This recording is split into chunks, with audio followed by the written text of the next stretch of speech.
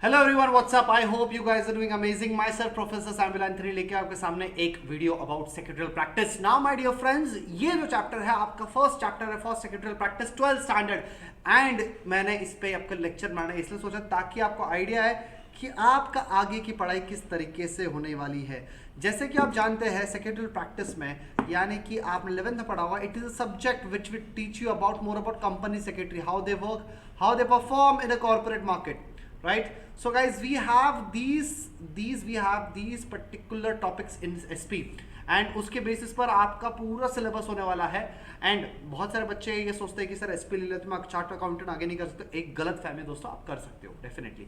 शुरुआत करते हैं हम लोग आपके सेक्रेटरियल प्रैक्टिस के जर्नी के साथ, जो कि सबसे पहला टॉपिक बोलता है introduction to corporate finance.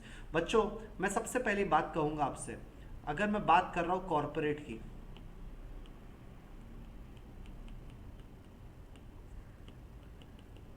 And corporate and finance की, एवरीबॉडी, मैं बात कर रहा हूँ दो चीज़ के, कॉर्पोरेट के एंड उसके होने वाले फाइनेंस की बात कर रहा हूँ मैं, corporate finance.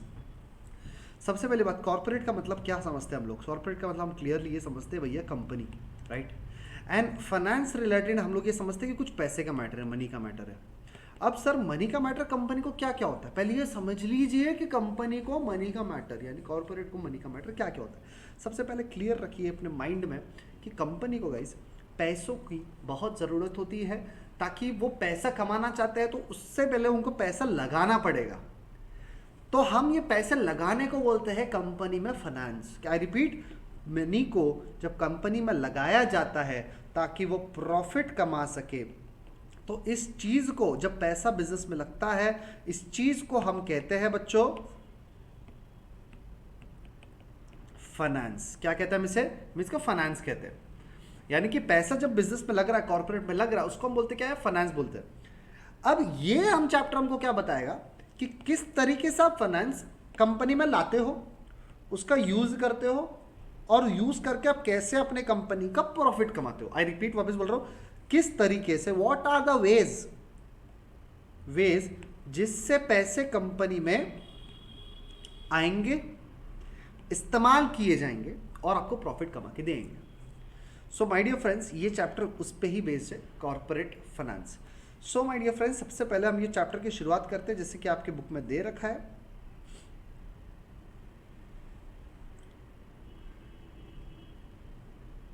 Yes, so my dear friends, आपके बुक में दे रखा है कॉर्पोरेट फाइनेंसिंग मीन्स। जैसे मैंने आपको बताया था, raising company, corporate finance deals with raising, यानी कि पैसा लाना, कंपनी में पैसा लाना, रेज करना finance, and using of finance by corporation. I repeat, कैसा पैसा आएगा, रेजिंग, और कैसे पैसा का इस्तेमाल होगा, using and raising of finance by corporation. It deals with financial activities of corporation, capital structuring and making investment decision, आगे लिखा हुआ है। अब इसका मतलब क्या है कि आपके, मैंने आपको बोला कॉर्पोरेट फाइनेंस जब आप करते हो तो बेसिकली आप दो चीज का ध्यान रखते हो, कैसा पैसा आएगा,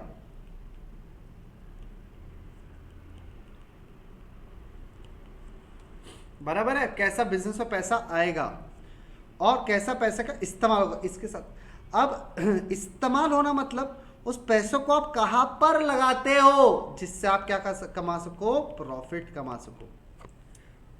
तो बच्चों, ये डिसीजन लेना भी एक कॉर्पोरेट फाइनेंसिंग ही है।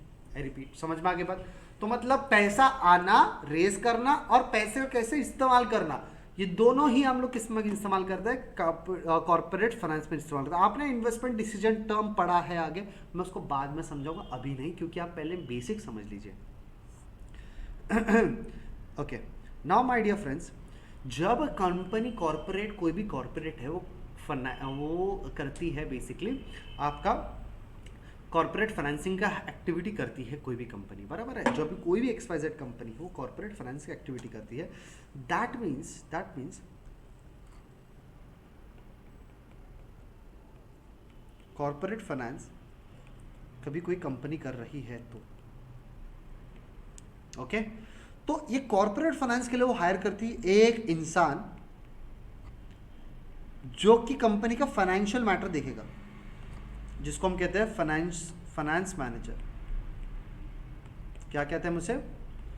फाइनेंस मैनेजर कहते हैं, बराबर है, हम कहते हैं उसे फाइनेंस मैनेजर। वो फाइनेंस मैनेजर क्या करता है? वो फाइनेंस मैनेजर क्या करता है? कंपनी के जो कॉर्पोरेट फाइनेंसिंग है उसकी देखभाल करता है कि दो चीज की देखभाल, मतलब कि सबसे पहली देखभाल उसका काम ही होता है कैसे पैसे आएंगे रेस करना, एंड कैसे वो पैसे का इस्तेमाल करना है। पैसे आ गए तो दैट डजंट मीन कि कॉर्पोरेट फाइनेंसिंग हो, पैसों का इस्तेमाल करूं मैं जिससे प्रॉफिट अच्छा हो। तो ये दोनों काम प्लस ये दोनों काम कौन करता है? Finance manager. समझ रहे हैं बात? अब मैं आपको बताऊंगा भाई कि इसके और क्या काम है, इसके मेन काम क्या है। सबसे पहले उसका मेन काम होता है कि देखो भैया कि कंपनी में जितना पैसा आ रहे हैं क्या वो सफिशिएंट है, जितनी हमारी रिक्वायरमेंट है क्या उस हिसाब से पैसे आ रहे हैं एज पर रिक्वायरमेंट, और रिक्वायरमेंट के साथ साथ जिस तरह से मैं पैसा ला रहा हूं, आई रिपीट, रिक्वायरमेंट के साथ साथ जहां से मैं पैसा ला रहा हूं क्या मुझे पैसे लाने के लिए कुछ एक्स्ट्रा पैसा ज्यादा देना पड़ रहा है कि कम देना पड़ रहा है। अब इसको हम बोलते हैं कॉस्ट ऑफ फाइनेंसिंग। अगर मैं मान लीजिए मैंने एक बैंक था बच्चों, ये बैंक से मैंने लिए लोन, 10 लाख रुपए का लोन लिया, लेकिन 10 लाख रुपए के पीछे मुझे 1 लाख रुपए का इंटरेस्ट पे करना पड़ा। किसको इंटरेस्ट गया? बैंक को गया 1 लाख रुपए का। तो मतलब मेरे को कितना महंगा पड़ा ये लोन, सोच के बताइएगा जरा।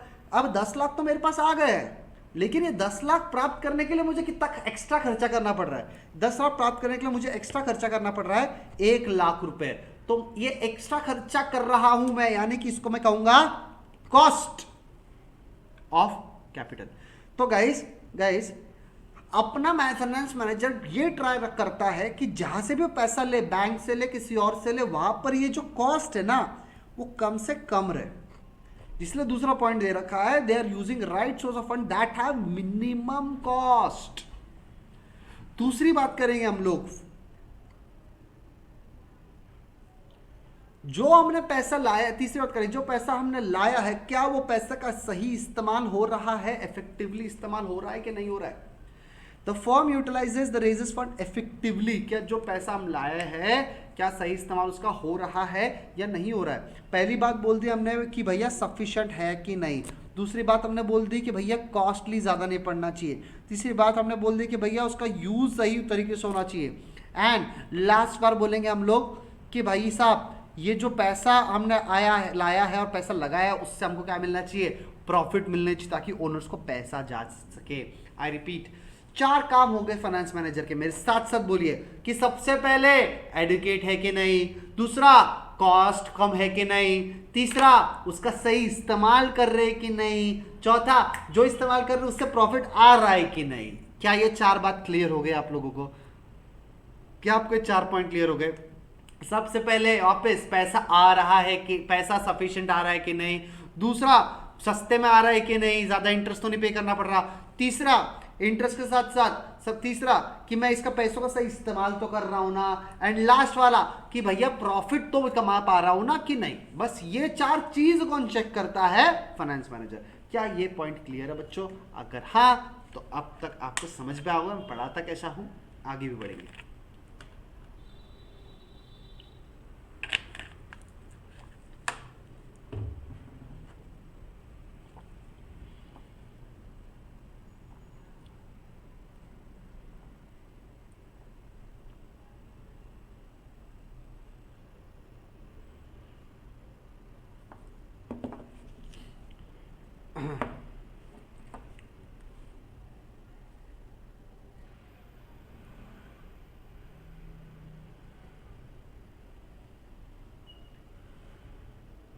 अब गाइस इमेजिन कीजिए आप आने वाले सालों में बन जाओगे एक फाइनेंस मैनेजर, कंपनी के फाइनेंस मैनेजर। चलो कंपनी में रहते हैं, आप रिलायंस कंपनी के बन गए फाइनेंस मैनेजर तो आपको बोला गया कि फाइनेंस मैनेजर हो, तो आप सोचो कि आपको 2 मेनली क्या डिसीजन लेने पड़ेंगे। तो आपको समझ लीजिए 2 डिसीजन मेनली लेने पड़ते हैं। वो है, सबसे पहले होता है, एक होता है फाइनेंसिंग डिसीजन, दूसरा होता है आपका इन्वेस्टमेंट डिसीजन। आई रिपीट, जब आप फाइनेंस मैनेजर बनोगे रिलायंस कंपनी जैसे बड़ी बड़ी कंपनी के, तो बेटा दो टाइप के आप डिसीजन हमेशा लोगे। सबसे पहला होगा फाइनेंसिंग डिसीजन, दूसरा होगा आपका investment decision. Sir financing decision क्या है, ध्यान से सुनिएगा मेरी बात को। सबसे पहली चीज आप लोगे फाइनेंसिंग डिसीजन, दूसरी आप लोगे इन्वेस्टमेंट डिसीजन। सर क्या डिसीजन लगे फाइनेंसिंग का, मैं आपको बता चुका हूं। जब आप फाइनेंसिंग डिसीजन की बात कर रहे हो तो आप ये देखोगे कि कहां से मैं पैसा रेज कर रहा हूं। आई रिपीट, मैं कहां से पैसा रेज कर रहा हूं। और नंबर वन, जब रेज कर रहा हूं तो क्या मुझे वो रेजिंग का कॉस्ट ज्यादा महंगा पड़ रहा है कि सस्ता पड़ रहा है। अगर महंगा पड़ रहा है, अगर महंगा पड़ रहा है तो मैं बोलूंगा ना भैया ना, थोड़ा सस्ता देखूंगा मैं। तो जहां से मैं रेस कर, कहां से मैं रेस कर रहा हूं, क्या मैं बैंक से ले रहा हूं, क्या मैं इक्विटी शेयर्स के नाम पे लोगों से पैसा ले रहा हूं, क्या मैं डिबेंचर होल्डर से ले रहा हूं। तो ये रेज मतलब पैसा लाने के अलग अलग तरीके हैं ना यार। बैंक से लिया, बजाज फाइनेंस जैसे फाइनेंशियल इंस्टीट्यूशन से लिया, किससे ले रहा हूं मैं, रेस कर रहा हूं। प्लस कितने खर्चे में रेस कर रहा हूं, मुझे कुछ एक्स्ट्रा देना पड़ रहा है तो कितना देना पड़ रहा है। बैंक से 10 लाख का लोन है, कितना इंटरेस्ट पड़ रहा है, 1 लाख। अच्छा ये मेरा क्या हो गया, कॉस्ट हो गया, तो ये कॉस्ट भी देखना पड़ेगा। दूसरा, जो पैसा लाया है उस पैसे को मैं कहां लगा रहा हूं, मतलब यूज कर रहा हूं जिससे मेरा कंपनी कमा रहा है प्रॉफिट। तो ये हो जाता है मेरा इन्वेस्टमेंट डिसीजन कि मैं पैसे जो मैंने फाइनेंस किया वो हो गया फाइनेंसिंग डिसीजन कि मैं कहां से पैसा फाइनेंस कर रहा हूं, बराबर, कितने खर्चे में फाइनेंस कर रहा हूं।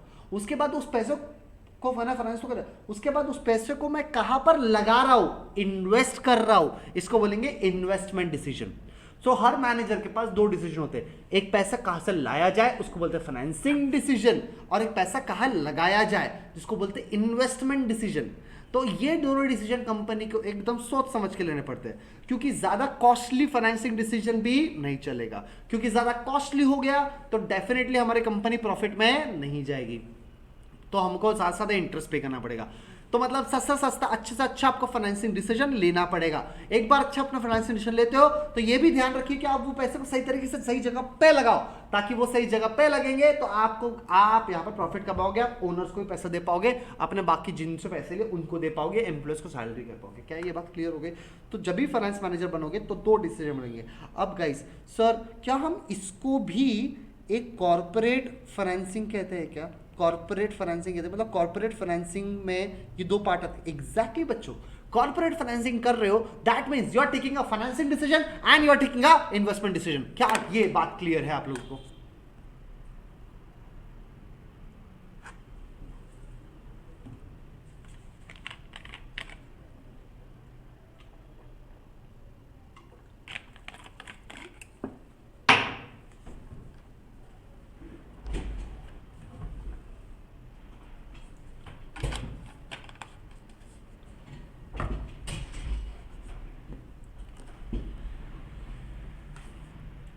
ओके क्या ये बात क्लियर हो गई बच्चों। आई होप आपको ये बात क्लियर होगा। आगे बढ़ते हैं। Importance of corporate financing. बच्चों मेरी खुद की नोट्स है, जैसे कि मैंने ओसीएम की 12th की खुद की नोट्स बनाई। ये जो आप देख रहे हो ना, ये एक स्टडी मटेरियल बाय बोर्ड है, लेकिन इसको रिफर करके ही मैंने आपके लिए चटपटी नोट्स बनाई है, जिसका आप एक बार पढ़ोगे तो आपको बड़ा मजा आएगा और आप इजीली एग्जाम में लिख पाओगे। तो मतलब जो अगर अग्रवाल क्लास आप ज्वाइन करते हो तो आपको क्या दिया जाएगा, खुद का नोट दिया जाएगा जो हमने ही बनाया है, यानी कि बुक्स जो होगी वो हमें ही, आपको हमारी बुक्स से आपको पढ़ना पड़ेगा, आपको कोई बुक्स एक्स्ट्रा रेफर करने की ज़रूरत नहीं है बच्चों। समझ में आगे बात। चलिए ये पॉइंट आगे बढ़ेंगे, हम लोग इस मुद्दे पे आगे बात करेंगे, इंपॉर्टेंस ऑफ कॉर्पोरेट फाइनेंसिंग। अब मेरा एक और क्वेश्चन, दूसरा क्वेश्चन, आपको पहला क्वेश्चन पूछा था फाइनेंस मैनेजमेंट दो क्या करोगे, आप पूछ रहे हो क्यों करना है आपको, क्यों फाइनेंसिंग कंपनी के लिए इंपॉर्टेंट है।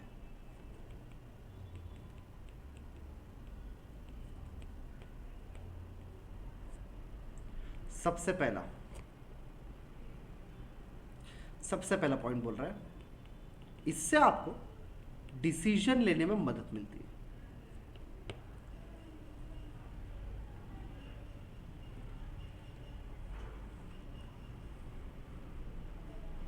बराबर है, इससे आपको डिसीजन लेने में मदद मिलती है। नाउ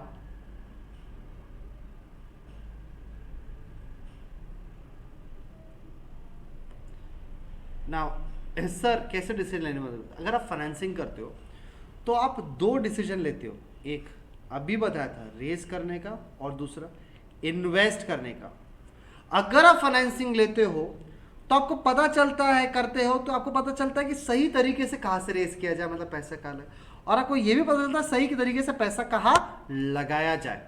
तो आपका incoming of funds and outgoing of funds ये दोनों ही बेटर हो जाते हैं। तो आपकी डिसीजन मेकिंग जो है ना बच्चों, कंपनी के पैसों को रिगार्डिंग बेटर हो जाती है।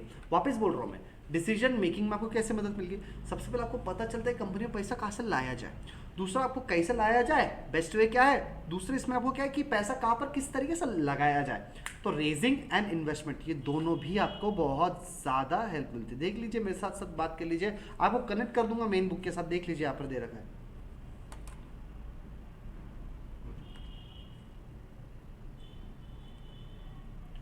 The most important is business enterprise are determine the availability of funds. It's difficult to perform any function of business independently without finance. Finance एक important activity जिसके बिना business नहीं चल सकती, ऐसा कहा जा रहा है। आगे देख रहे हैं, every decision needed to be taken keep a few of impacts on the profitability. Business organization can give green signals to project only when it's financially viable, and the corporate finance plays an important role in decision making process. Simple सी वही बात बोल दी गई कि देखो यार ऐसा है कि आपका पैसा जब आप सही तरीके से लाओगे और इन्वेस्ट करोगे तब आपका बिजनेस क्या कमाएगा, प्रॉफिट कमाएगा, तभी वो प्रॉफिट कमा सकता है। तो आपको पता होना चाहिए कि सही तरीके से ला कहाँ से रहे, इन्वेस्ट कहाँ से कर रहे हैं।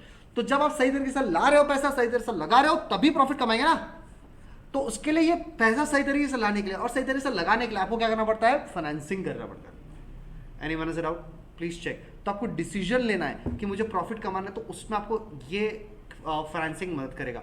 दूसरी चीज, आपका कंपनी का कोई नया प्रोजेक्ट है, न्यू प्रोजेक्ट के लिए फाइनेंस, आपकी कंपनी का कोई नया प्रोजेक्ट है।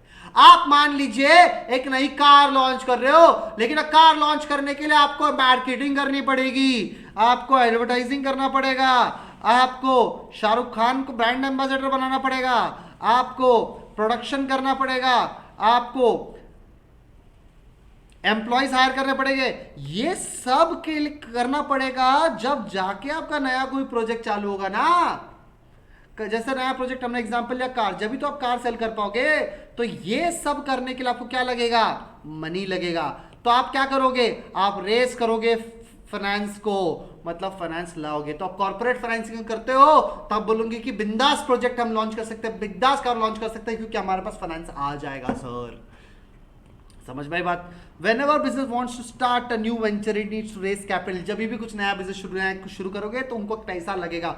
बिजनेस फर्म में raise fund by issuing shares, अलग अलग तरीके से पैसे ला सकते हैं, शेयर इशू करके, डेमेज इशू करके, बॉन्ड इशू करके, या लोन्स लेके बैंक से। तो ये फाइनेंसिंग अगर करते हो तो आपको अलग अलग एक्टिविटीज, अलग अलग प्रोजेक्ट्स बनाते आएंगे, नए वेंचर शुरुआत करते आएंगे। Anyone has a doubt please check guys.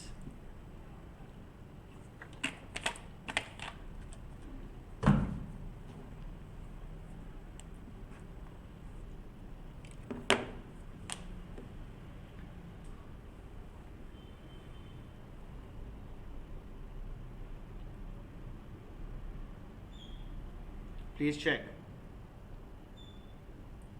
Is that clear? Right? So my dear friends, मैं आपको एक बात बता दूं, अग्रवाल क्लासेस आपको क्या क्या प्रोवाइड करने वाला है। ये लेक्चर्स जो आपने देखे इस तरीके से हम एक्सप्लेन करने वाले, हर एक कंसेप्ट आपका एसपी का हो जाए, ओसीएम का हो जाए, इकोनॉमिक्स का हो जाए, मैं आपको डिलीवर करने वाला हूं। एंड अकाउंट्स के लिए डॉक्टर वमन गवाने सर है, तो आपको वो डिलीवर करने वाला है। एंड अगर आप लोग सोच रहे हो कि 12 के साथ साथ सर मैं कुछ बड़ा करना चाहता हूँ, अपने सीए में शुरुआत करना चाहता हूँ, exactly this is right year, because इसके थ्रू आप लोग 6 मंथ्स की पढ़ाई प्लस 6 मंथ्स की पढ़ाई 2 बार पढ़ते हो, सीए फाउंडेशन की पढ़ाई, and you clear with flying colours. So my dear friends, start your career. हम लोग हमारी बैच लॉन्च करें 15 अप्रैल के साथ साथ। सो माय डियर फ्रेंड्स, आपको अग्रवाल क्लासेस ये बैच के साथ साथ रिकॉर्डेड लेक्चर्स भी मिलने वाले हैं हमारे एप्लीकेशन पे, आपको नोट्स मिलने वाले हैं, एंड ऑनलाइन भी ऑप्शन अपने पास अवेलेबल है। So my dear friends, till then take care, wait for my next video. And आपको ये टीचिंग पसंद आए तो डेफिनेटली लाइक कीजिए। And till then, myself professor Samuel Anthony, take care, bye bye, see you all and sayonara.